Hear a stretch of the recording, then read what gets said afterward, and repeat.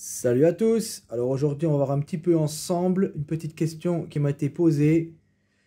Si on peut mettre de l'eau de pluie dans nos aquariums. Donc on est parti, on ne perd pas de temps et on y va!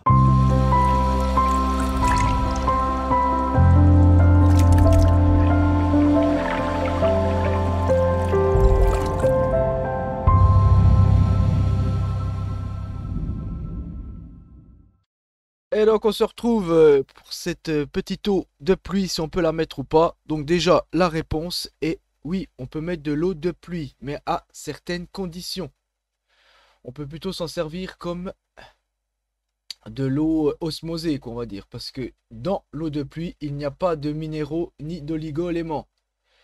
Donc pour les poissons, les crevettes, les plantes, etc., ce n'est pas bon si vous mettez que de l'eau de pluie de dehors. Donc il faut toujours, bien sûr, faire comme l'eau osmosée, la couper avec de l'eau du robinet, ou alors vous rajoutez des minéraux, des sels minéraux, etc. qu'on achète en magasin. Donc voilà, l'eau de pluie n'est pas... Voilà, on peut pas mettre ça à 100%. Donc bien entendu, deuxième petite chose, au passage, pour l'eau de pluie, à faire attention. Attention, tout, comme, quand elle arrive, qu'elle soit pas dans un chéneau... vaut mieux que ce soit un chéneau en plastique que des chéneaux en métal, etc. Parce que c'est pas bon du tout. Ça ramène du fer dans l'eau, c'est pas bon du tout. Faites attention à ça aussi. Parce qu'il y a même des chéneaux qui sont encore vieux, hein. Il y a des chéneaux encore en amiante ou autre. Faites attention à tout ça. Parce que les vieux chéneaux et tout, là, l'eau n'est pas bonne, hein. Bien sûr, bien mettre, si vous la récupérez, le mieux c'est un chéneau en PVC qui a pas trop de résidus. Et bien sûr, mettez un petit filet au niveau de la cuve pour pas qu'il y ait de la merde qui descende dedans, bien entendu, que ce soit tout filtré, qu'il n'y a que vraiment que l'eau.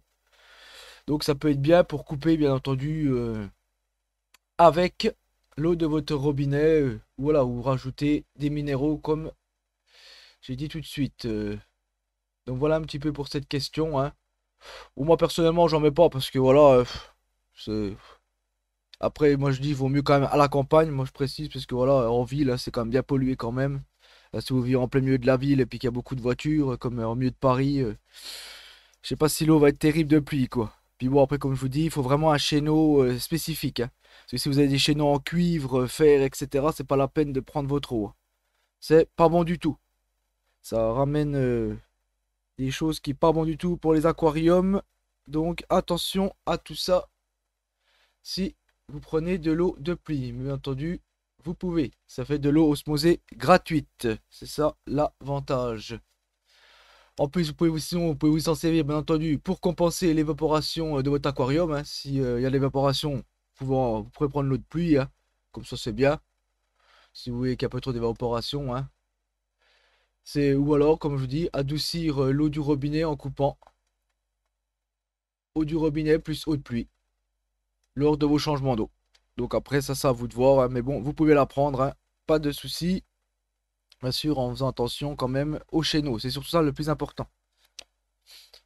Donc voilà pour cette petite question, hein. Je me suis dit, je vais faire cette petite vidéo comme ça en vidéo, ce sera mieux, hein.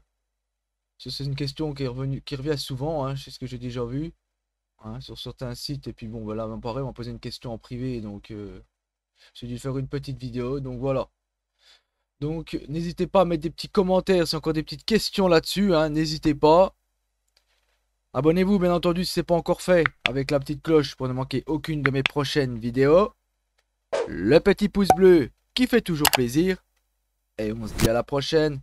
Allez, ciao mes amis.